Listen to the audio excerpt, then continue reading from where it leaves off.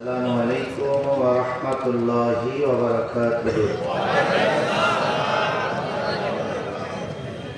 প্রিয় ইমানদার মুসলমানেরা, ভালো আছেন তো আপনারা?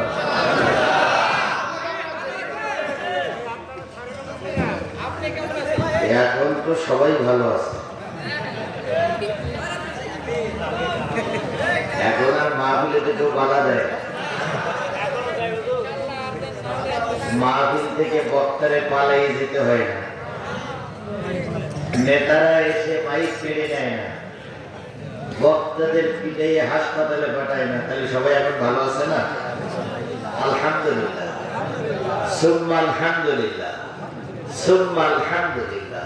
কুল্লাম কানাল বাহার, হে নবী আপনি বলে দিন, পৃথিবীতে যত নদী আছে, পৃথিবীতে যত খাল বিল আছে, পৃথিবীতে যত পুকুর পুষ্করিণী আছে, পৃথিবীতে যত সাগর মহাসাগর আছে, সব পানিগুলো যদি কালি হয়ে যায়, পৃথিবীতে যত গাছ দাঁড়িয়ে আছে, দাঁড়ানো গাছগুলো যদি কলম হয়ে যায়, পৃথিবীতে যত সমান্তরাল জমি আছে, সব জমিগুলো যদি সাদা কাগজ হয়ে যায়, দাঁড়ানো গাছ নামক কলম দিয়ে, সাগরের পানি নামক দাঁড়ানো গাছ নামক কলম দিয়ে, সাগরের পানি নামক কালি দিয়ে, সমান্তরাল জমি নামক কাগজের উপরে তোমার রবের কথা লিখতে যদি শুরু করো, লিখতে লিখতে কখন জানি কাগজগুলো ঘুরায় যাবে, কলম শেষ হয়ে যাবে, সাগরের পানিও শেষ হয়ে যাবে, আর একটা সাগরের পানি যদি নিয়ে এসো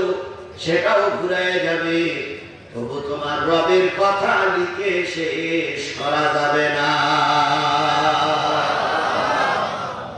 বলুন তো সেই রবের নাম কি? আরেকটু জোরে বলেন, সেই রবের নাম কি? ওই রবকে ডাকলে রব খুশি হয় না বেজার হয়? আযকুরুনি আযকুরুকুম ওয়াশকুরুলি ওয়া লা তাকফুরুন। বান্দা তুই আমারে ডাক, আমি তোর ডাকে সাড়া দেব। উদউনি আস্তাজিব লাকুম, বান্দা তুই আমারে ডাক, আমি তোর ডাকে সাড়া দেব। এবার বলুন তো বাংলাদেশের মানুষ আল্লাহরে ডাকতেছি কি ডাকতেছি না? ডাকতেছি। আমাদের সব থেকে বেশি ডাকতেছে ফিলিস্তিনের নিরীহ মুসলমানেরা। তাদের ডাকের ভিতরে কোনো ভেজাল নাই। তাহলে কি এখন ধরে নেব আল্লাহ আমাদের ডাক শুনতেছে না? না রে ভাই, শুনতেছে না, কথা বলা যাবে না। আল্লাহ অবশ্যই আমাদের ডাক শুনতেছে, কিন্তু মাঝখানে প্রতিবন্ধকতা সৃষ্টি করতেছে আর একদল মুসলিম ভাই। আমরা জানি পৃথিবীর সবচেয়ে মুসলমানদের ভিতরে ধনী দেশ হলো সৌদি আরব। আমরা জানি কাতার একটা ধনী দেশ, আমরা জানি কুয়েত একটা ধনী দেশ। মুসলমানরা যখন মার খায় আর আমরা যখন মাইনার নামি, তখন সৌদি আরবে উলাঙ্গ ড্যান্স হয়, কাতারে আতরবাজি হয়, কুয়েতে সেটা আনন্দ করতেছে। আজকে ওদের কারণে ফিলিস্তিনি মুসলমানদেরকে মারার সাহস করছে। এই মুহূর্তে আমরা ডাকবো কারে? আল্লাহরে ডাকার স্মরণ করে, আল্লাহরে স্মরণ করে সকলে মিলে বলছি আলহামদুলিল্লাহ। আর শুকরিয়া আদায় করলাম, খুশি হলো কি? আর আলহামদুলিল্লাহ, সুবহানাল্লাহ, আল্লাহু আকবার এই শব্দটা মেনে নিতে পারে নাকি? শয়তানকে মজলিসে আসতে দিচ্ছে একদম আছে না? শয়তান যে কটা ছিল সে কটা বড় সিয়ারের চেয়ে নিচে সিয়ার পর্যন্ত সব কটা চলে গেছে। এখনো আছে, এখনো আছে। আচ্ছা বলুন তো, প্রতি রমজান মাসে আল্লাহ পাক কি বেঁধে রাখে? শয়তান বেঁধে রাখে। এই জন্য রোজার মাসে একটু অরাজকতা কম হয়। তারপরে বিগত 16 বছর অরাজকতা ছিল। আপনারা বান্দার মুসলমানেরা বুকে হাত দিয়ে বলুন তো, এবছর রোজাটা ভালো গেছে না খারাপ গেছে? বলুন তো, ঈদের সময় ভালো সময় গেছে না খারাপ সময় গেছে? এটা কখনো তো শয়তান বান্দা থাকতে তুমি এত ভালো যেত না, কারণ ওই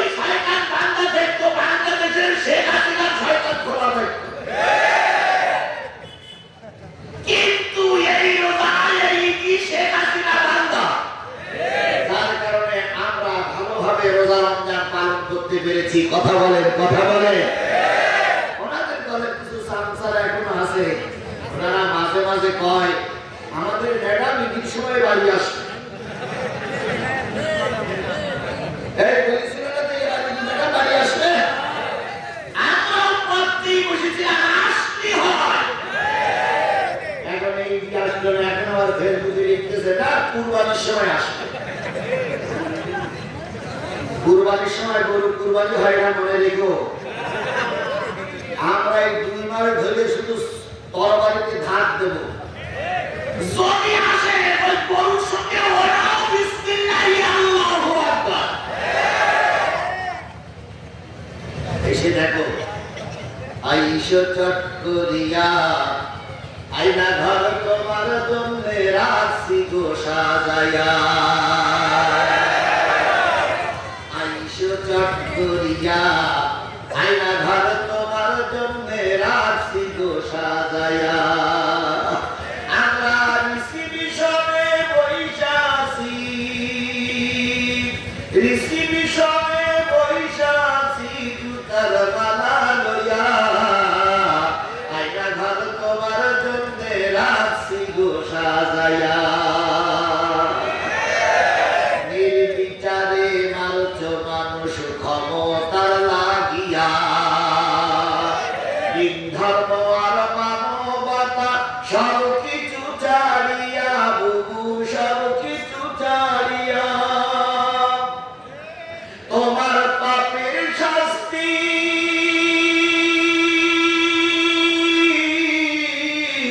পাপের শাস্তি পাইতে হবে, যাইও না ভুলিয়া। আইনা ঘর তোমার জন্যে রাখছি গো সাজায়া, বুবু আইসো চট করিয়া আইনা ঘর তোমার জন্যে রাখছি গো সাজায়া।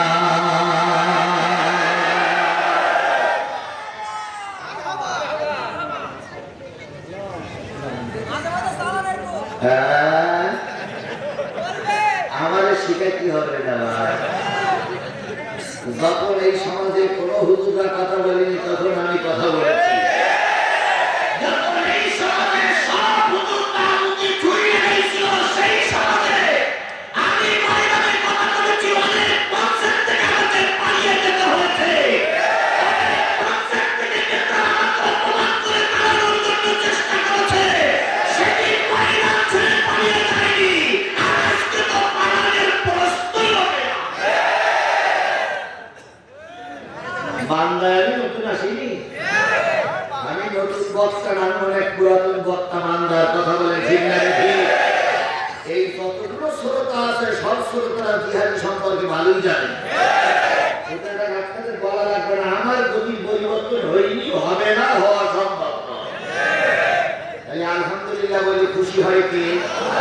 আলহামদুলিল্লাহ মেনে নিতে পারে নাকি? শয়তান কে ভিতরে আছে? দেখেন তো সেই শয়তান।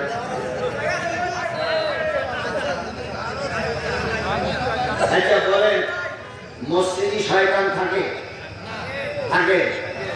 এই কথা বলেন, মসজিদে শয়তান থাকে?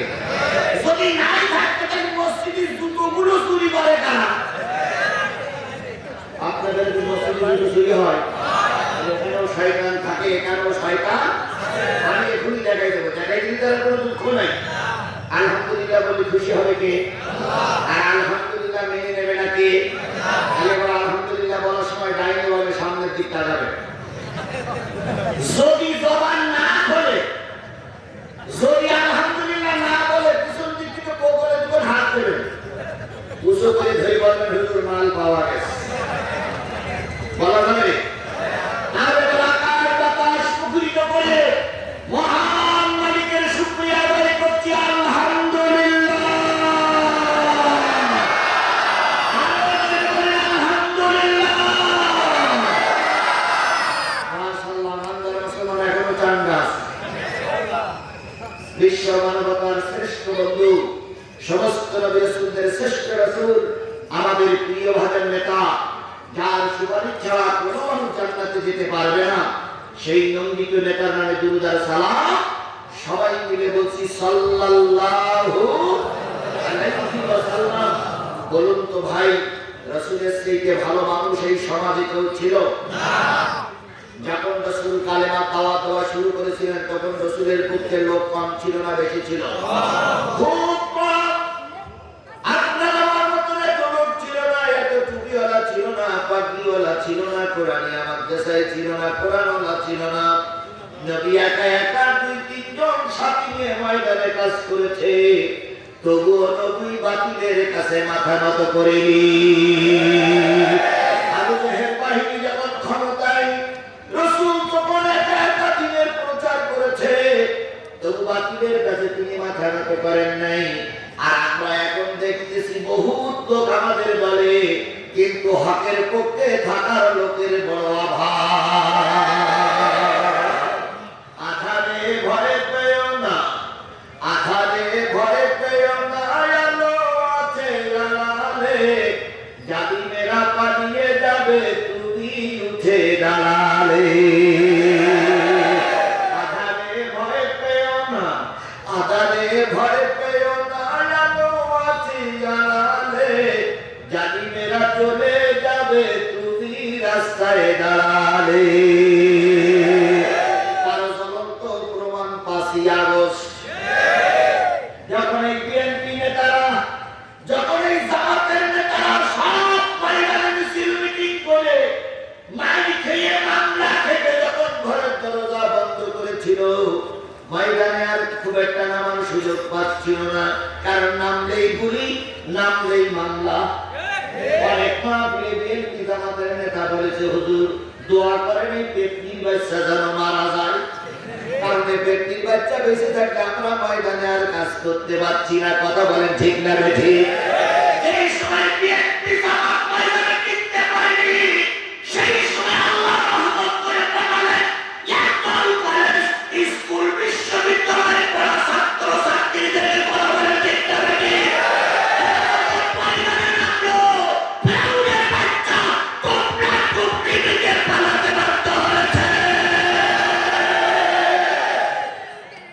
কি কায়দায় বলতো, আমরা পালাই না, আমরা পালাবো না, পালানো থাকতো। বকুল সাহেব আপনার বাসায় একটু জায়গা দিবে? কি বলিনি বলিনি বলিনি বলিনি। তারপরে উপহাস করে বলতো, খালেদা জিয়া ডাক্তার মোহাম্মদ ইউনূসকে পদ্মা নদী থেকে পুষ্করি ফেলাই দিতে হবে। তারপর আবার তুলিয়ায় ধরে বলিনি বলিনি কথা বলেন বলেনি। আজকে বাংলার ইতিহাসে বিএনপি ক্ষমতাচ্যুত হওয়ার পরে কোনো বিএনপির নেতা কর্মী পালাই যায়নি। জাতীয় পার্টি ক্ষমতাচ্যুত হওয়ার পরে জাতীয় পার্টির কোনো নেতা কর্মী পালিয়ে যায়নি। বাংলাদেশ জামাত ইসলামের শীর্ষ নেতাদের ফাঁসির কাস্টে ঝুলানো হলো, সিবিআই নেতাদের বন্ধ করে দেওয়া হলো, তারপরে বাংলাদেশ জামাত ইসলাম শিবির ছেলেরা ময়দান থেকে পালিয়ে যায়নি। আর এত ক্ষমতাসীন নেতা একবার ধাক্কা দিয়েছে আর টোকলা টুকলি বিগিয়ে পালাই চলে গেছে। যখন যাচ্ছে তখন পাজুসির বলতেছে, এই বিরিয়ানির কি খবর? ম্যাডাম বিরিয়ানি মনে হয় কপালে নেই।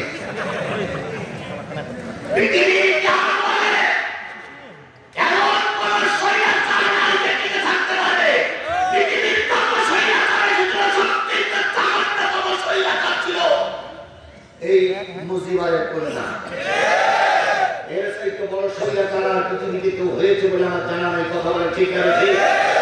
অন্যান্য স্বৈরাচাররা পালাই গেছে, কর্মীরা পালাই যায়নি, কিন্তু এমন এক স্বৈরাচার এ পালাই যাওয়ার পরে ওয়ার্ড সভাপতি পর্যন্ত পালাইছে।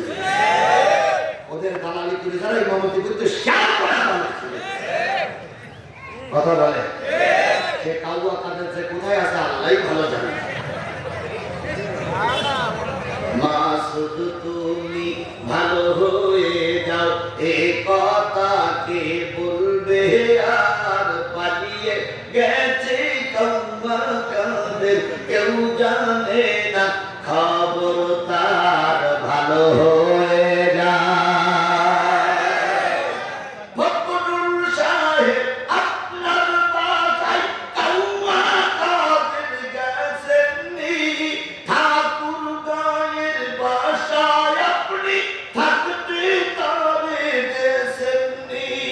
তার সাথে যে হিসাব বাকি, তার সাথে যে হিসাব বাকি আছে কোটি জনতার পালিয়ে গেছে কান্না কাদের, পালিয়ে গেছে কান্না কাদের, কেউ জানে না খবর তার ভালো হয়ে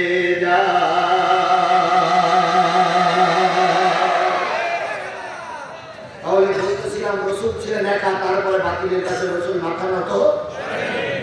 আল্লাহ রসুল তখন কেবল কালেমার দাওয়াত দিচ্ছে, এমন সময় ঘটে গেল এক অঘটন। সেটা হলো ইয়েমেন থেকে এক ভদ্রলোক এসে মুখ বিক্রি করার জন্য মক্কা আনাবলিতে। দেখো মুখ বিক্রি করবে, কার কাছে বিক্রি করবে, কার কাছে বিক্রি করে? জনগণ বললো আবু জেহেলের কাছে বিক্রি করো, উনি আমাদের নেতা। তো উঠাওয়ালা যেই বলতেছে নেতা উঠ নিবে। নেতা বলতেছে কত? প্রায় 50। একটু বেশি হবে না? তাই না, দিলাম। উঠটা ঘরের ভিতরে রেখে আসার পরে বলতেছে নেতা টাকা দেন। চিন্তি মনে হয় ভুল করিস, তুমি জানো না আবু জেহেল খাই দিয়ে আর দেয় না। এরা একটা দল আমাদের দেশে ছিল না? এই কথা বলে দল আমাদের দেশে ছিল না? এরা ক্ষমতার বহে গিয়ে বলতো আমাদের 2 বছর ওয়ার্ড সভাপতি হতে পারেনি, বিরাট বিল্ডিং এর মালিক হয়ে গেছিল। কথা বলেন, কথা বলেন। আবু জেহেল বলতো আমার সেনাটা, লোক বলতে সেনা দিন সরকারি টাকা দেয়। তাই সামনের সপ্তাহে আসবে, লোকটা অবাক তো চলেই গেল। পরের সপ্তাহে আবার আসলো। আবু জেহেল কয় এই সপ্তাহে টাকা হবে না। এভাবে করতে করতে 3 মাস পার হয়ে গেছে। 50 টাকা আদায় করতে দিয়ে 40 টাকা খরচ। তাহলে যদি আদায় হয় তাহলে পকেটে পড়বে কত? 10 টাকা।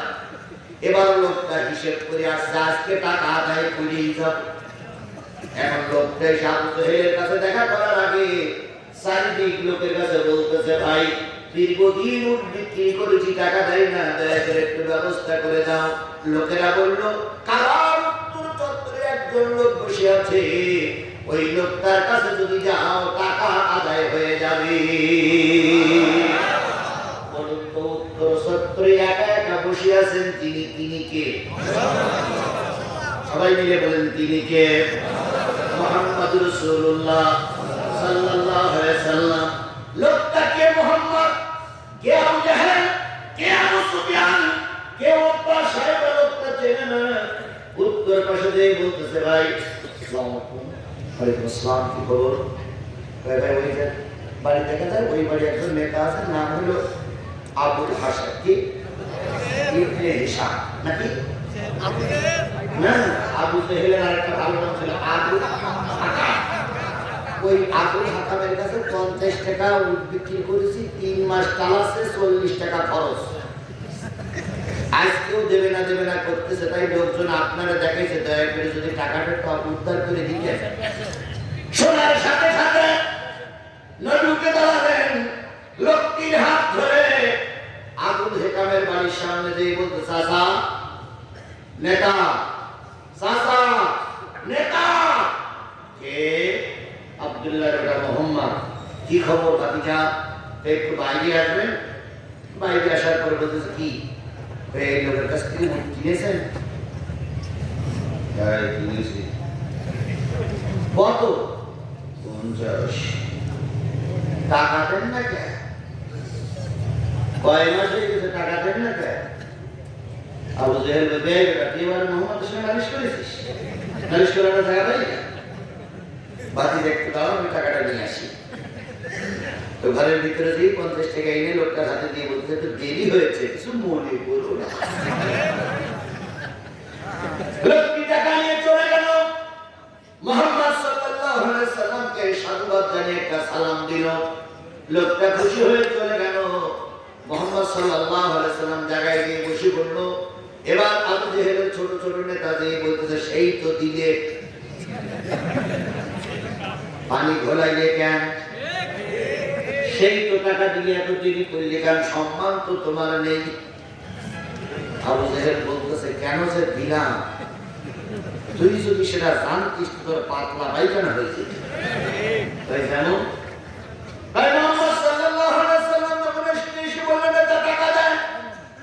আমি লক্ষ্য করলাম মুহাম্মদ সাল্লাল্লাহু আলাইহি সাল্লামের দুই পাশে দুজন তরবারি ধরা লোক দাঁড়িয়ে আছে।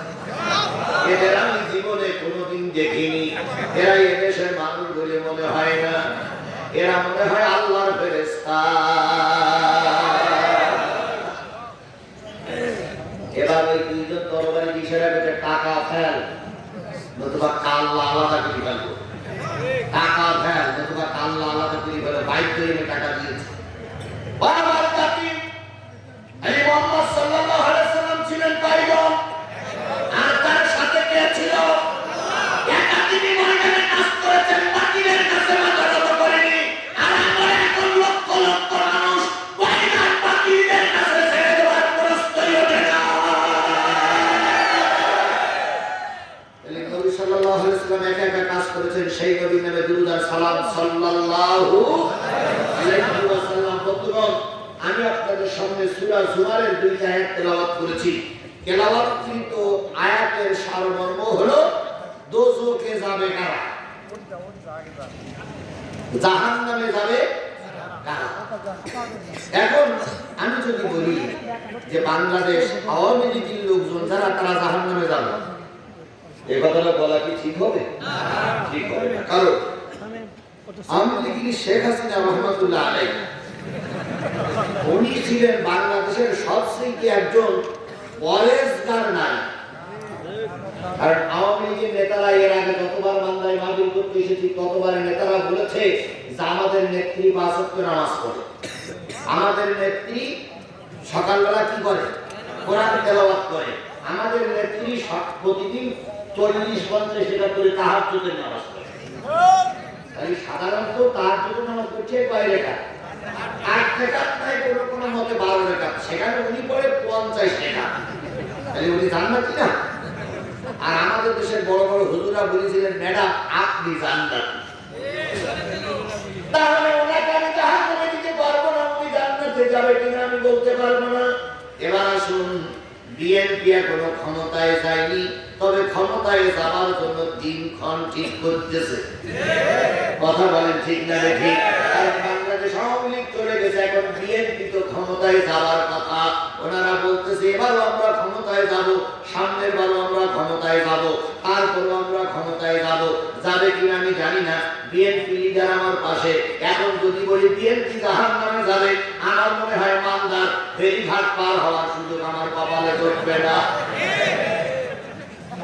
কি কথা বলেন, কথা বলেন, কথা বলেন।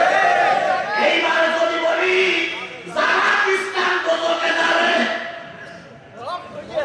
তাহলে আমার এই স্টেজ থেকে নামা ভাগ্যে চটবে। চারিদিক থেকে মৌমাছির মতন ধরবার পরে দলিলদের নতুবা ঠাইটের দিকে ছড়াই যাবে। যদি বলি জাতীয় পার্টি জাহান্নামে যাবে, তাহলে কিছু লোক খেতে যাবে। কথা বলে ঠিক না ঠিক? তাহলে কোরআন দিয়ে প্রমাণ দিয়ে দেব তারা যাবে জাহান্নামে।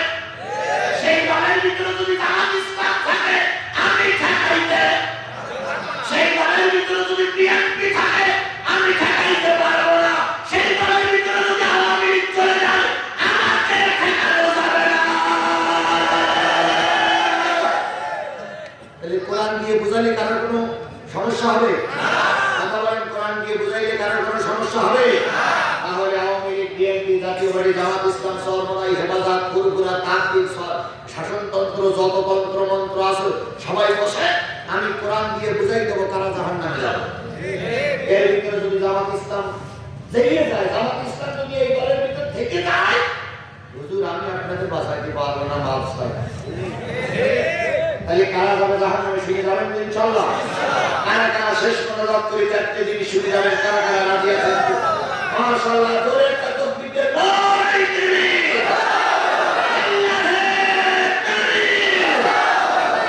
আল্লাহ আপনাকে আমাকে কবুল করুক। সকলে মিলে বলুন আমিন। আরো জোরে বলুন আমিন। আরো জোরে। বন্ধুগণ, হয়েছে বন্ধুগণ, তাহলে আমি কোরআন শরীফের যদি কেউ উঠে যান, নেতারাও যদি জুমারের 71 72, আটটা হলো সূরা মুদ্দাসিরের 41 42 43 44 45। এই দুইটা আর ওই পাঁচটা, 5 আর 2 7টা জায়গায় চারজন ব্যক্তির নাম করা আছে। এই চারজন ব্যক্তির দলে যারা থাকবে তারা যাবে জাহান্নামে। কয় গ্রুপ? যেমন কয় গ্রুপ? চার গ্রুপ। কয় গ্রুপ? এই চার গ্রুপের ভিতরে কারা থাকবেন কোরআন কি বুঝাই দেব। যদি মনে করেন হুজুর আমার আজকে শেষ পর্যন্ত থাকতে পারবো না, আপনি বাড়িতে দেখে নিয়ে সূরা জুমারের কয়টা আয়াত? মুদ্দাসিরের 41 42 43 44 45। আমি 5টা আয়াত, আজকে কোনো কিসসা কাহিনী ওয়াজ হবে না, ডাইরেক্ট কোরআন হাদিসের কথা হবে ইনশাআল্লাহ। রাজি সবাই? রাজি সবাই? মাশাআল্লাহ, আলহামদুলিল্লাহ। আল্লাহ শেষ পর্যন্ত সবাইকে কবুল করুন। বন্ধুগণ, মাহফিলটা হচ্ছে একটা হাফিজিয়া মাদ্রাসার উদ্যোগে। কথা বলেন ঠিক না ঠিক? এই হাফিজিয়া মাদ্রাসার যে একটা ছেলের আমরা মাথায় কি পড়ালাম? পাগড়ি পড়ালাম। এই ছেলেটা যদি হাফেজ হয়ে যাওয়ার পরে মাওলানা হয়, নিশ্চয়ই এই ছেলেটা সাইদির মতন একজন বড় আলেম হতে পারে। এই ছেলেটা মামুনুল হকের মতন একজন বড় আলেম হতে পারে। কথা বলেন ঠিক না ঠিক? এই ছেলেটা আমির হামজার মতন একজন সুদক্ষ বক্তা হতে পারে। সুতরাং এই প্রতিষ্ঠানটা টিকে থাক, এটাকে আপনারা সবাই চান? আচ্ছা, কারা কারা চান তারা একটু হাত বলেন তো, কারা কারা চান? যারা প্রতিষ্ঠানটা টেকানোর পক্ষে তারা